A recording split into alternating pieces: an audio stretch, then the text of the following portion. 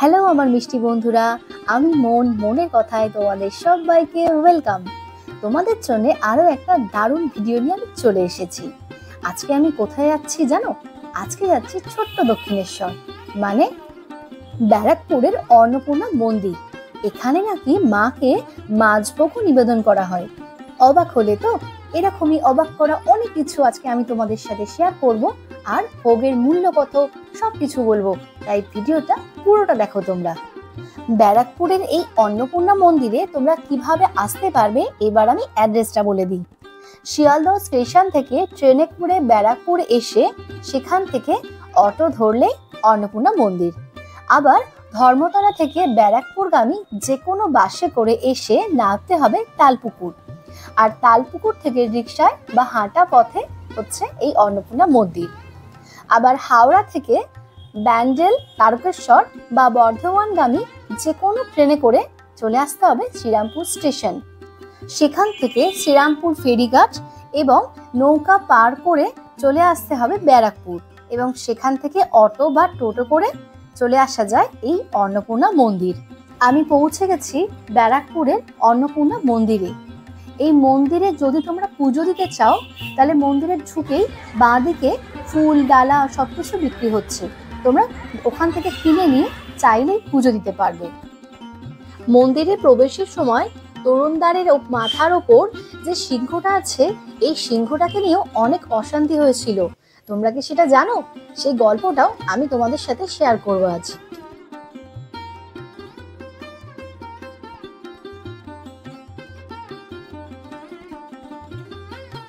আচ্ছা, তোমরা কি জানো এই মন্দিরে মা অন্নপূর্ণা আর মহাদেবের প্রাণ প্রতিষ্ঠা কে করেছিলেন? স্বয়ং ঠাকুর রামকৃষ্ণদেব। ঠাকুর রামকৃষ্ণদেব এই মন্দিরে 4 বার এসেছিলেন এবং তিনি এই মন্দিরের উদ্বোধনও করেছিলেন। 1855 সালে দক্ষিণেশ্বরে ভবতারিণী মন্দির প্রতিষ্ঠা করেন রানী রাসমণি। শোনা যায় অন্নপূর্ণা দর্শন না হওয়ায় মথুরামোহনের মনে মনে ইচ্ছে ছিল দেবী অন্নপূর্ণার মন্দির প্রতিষ্ঠা করা, কিন্তু তার জীবদ্দশায় তা সম্ভব হয়নি। শেষ পর্যন্ত তার সেই স্বপ্ন পূরণ করেন তার স্ত্রী রানী রাসমণির ছোট মেয়ে জগদম্বা দেবী। মন্দির প্রতিষ্ঠার যাবতীয় দায়িত্ব পালন করেছিলেন তাদের পুত্র দ্বারিকানাথ বিশ্বাস। 1875 সালে 12ই এপ্রিল মথুরামোহন বিশ্বাসের পত্নী জগদম্বা এই মন্দির প্রতিষ্ঠা করেন। ব্যারাকপুরের এই মন্দির দেখতে অবিকল দক্ষিণেশ্বরের ভবতারিণী মায়ের মন্দিরের মতো। মন্দিরের স্থাপত্য সাদৃশ্য থাকার একটা বড় কারণ হলো এই দুই মন্দিরের স্রষ্টা একই পরিবার। এই মন্দিরটি তৈরি করতে তৎকালীন সময় প্রায় 3 লক্ষ টাকা খরচ হয়েছিল। মন্দিরটির মূল প্রবেশ পথ পূর্ব দিকে। পঙ্খের কাজযুক্ত 9টি চূড়া বিশিষ্ট নবরত্ন মন্দির, 6টি 8চালা শিব মন্দির আছে এবং 2টি নহবতখানা, নাট মন্দির, ভোগের ঘর, গঙ্গায় স্নান ঘাট ইত্যাদি তৈরি হয়েছিল। এই মন্দিরটিতে মূল পথ দিয়ে প্রবেশের সময় একটু এগোলেই জগদম্বা দেবীর একটি মূর্তি দেখা যাবে। আর এই মন্দিরকে কেন ছোট দক্ষিণেশ্বর বলা হয় তোমরা দেখে নিশ্চয়ই বুঝতেই পেরেছো। একদমই দক্ষিণেশ্বরের মন্দিরের মতো প্রায় দেখতে। মন্দিরের গর্ভগৃহে অধিষ্ঠিত শিব ও অন্নপূর্ণার বিগ্রহ অষ্টধাতুর। রৌপ্য শতদল আসনে দেবীর একটি পা ঝোলানো, বাঁ হাতে অন্ন পাত্র আর ডান হাতে হাতা, এবং মহাদেব পাশে দাঁড়িয়ে ভিক্ষা পাত্র নিয়ে। দেবীকে পরানো হয় বেনারসি শাড়ি ও সোনার গয়না। মাতৃমূর্তি দক্ষিণ মুখী। এই মন্দিরে প্রতিদিন দেবীকে অন্নভোগ দেওয়া হয় এবং ভোগে মাছ থাকাটা আবশ্যক। প্রতি মাসের শুক্লপক্ষের অষ্টমী তিথিতে বিশেষ পূজা হয়। কালী পুজোর পরের দিন এবং অন্নপূর্ণা পূজার দিন অন্নকূট উৎসব পালন করা হয়। প্রায় 100 কেজি চালের অন্নকূট হয় এই মন্দিরে। এই মন্দিরে প্রতিদিন সকালে মঙ্গল আরতি, দুপুরে অন্নভোগ এবং সন্ধ্যায় আরতি ও দুধ লুচি সহযোগে শীতল পুজো হয়।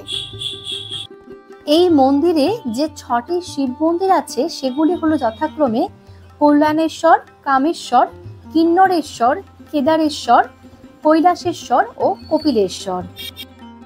অন্নপূর্ণা মন্দিরে প্রবেশ পথে তোরণদ্বারের ওপর স্থাপিত রয়েছে একটি সিংহ মূর্তি। কথিত আছে এই সিংহ মূর্তি নিয়ে তৎকালীন ব্রিটিশ শাসকদের সঙ্গে বিবাদ সৃষ্টি হয়েছিল। ওই সিংহ মূর্তি সরিয়ে নেওয়ার জন্য নানাভাবে চাপ সৃষ্টি করা হয়েছিল। ব্রিটিশদের দাবি ছিল সিংহ ছিল রাজশক্তির প্রতীক। বিবাদ গড়ায় আদালত পর্যন্ত, তবে আইনি লড়াইয়ে জয় হয়েছিল রানী রাসমণির পরিবারের।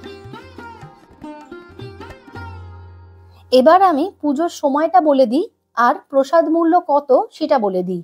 গ্রীষ্মকালে সকাল 5:30 থেকে দুপুর 12:30 পর্যন্ত এবং বিকেলে 4টে থেকে রাত্রি 8টা পর্যন্ত সময়। আর শীতকালে 6টা থেকে দুপুর 1টা পর্যন্ত এবং বিকেল 3:30 থেকে রাত্রি 8টা পর্যন্ত। এখানে নিরামিষ প্রসাদের মূল্য হচ্ছে 120 টাকা আর মাছভোগের মূল্য হচ্ছে 180 টাকা।